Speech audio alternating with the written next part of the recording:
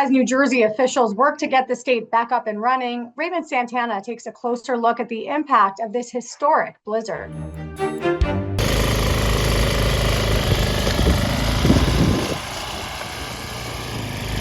Jersey residents woke up to a winter wonderland and in many places a winter emergency after a powerful overnight storm dumped more than a foot of snow across parts of the state, whipped by damaging winds. We have multiple areas in the state that have gotten over 12 inches of snow, really bulk of that coming in a 12-hour period. With that, we have also had some very high winds. We had wind gusts above 60 miles per hour at the Atlantic City Airport.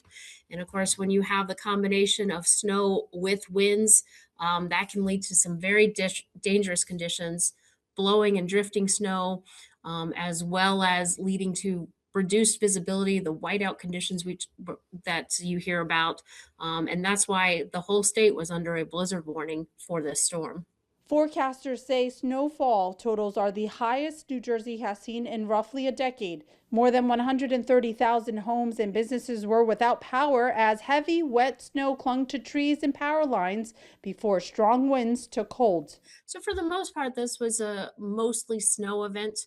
And with that, it did start off as that very heavy, wet snow. And as people are waking up today and looking out the windows, you probably see a lot of the snow sticking to trees and power lines. That's probably from the very beginnings of this storm. The preliminary snow amounts that we're seeing with this are the highest snow amounts that we have seen since the 2016 storm. What was similar in that it had a lot of impacts, had a lot of wind. The 2016 storm was a very slow moving nor'easter or coastal storm. Whereas this one, for a nor'easter and coastal storm, this one was a pretty fast moving one. Governor Sherrill declared a state of emergency Sunday afternoon. Schools across the state closed. A travel ban went into effect overnight, and public transit largely shut down, while more than 1,000 flights were canceled at Newark Liberty International Airport, according to FlightAware. The New Jersey Office of Emergency Management extended mandatory travel restrictions from 9 p.m. Sunday until noon today. While that travel restriction has ended, motorists are strongly encouraged to avoid unnecessary travel as hazardous conditions persist in some parts of the state. After yesterday, we had 6.9 inches of snow on Sunday. That was just enough to tie us for the record of the most snow on a Sunday in any winter, tying it with 2005, 2006. Joe Martucci, owner of Cuppa Joe Weather and Drone, says storms like this are becoming more frequent again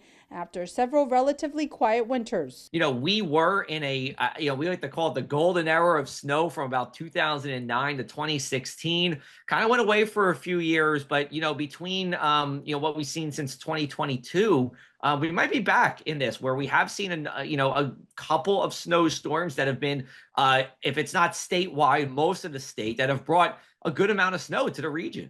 This storm also differed from January's complex system that brought a messy mix of sleet, freezing rain, and rain. So the last storm, we got warmer and we saw a lot of mixed precipitation. This storm, we got colder and we saw just rain and just snow. State climatologist Dave Robinson says even as winters trend warmer overall, heavy snowstorms remain part of New Jersey's climate and winter isn't over yet. We're not done yet. January and February are on par with each other for the two snowiest months of the year. December and March are on par for about the second snowiest months, or the third or fourth snowiest months of the year. So in other words, we can still see snow in March that equals snow that we occasionally see in December storms.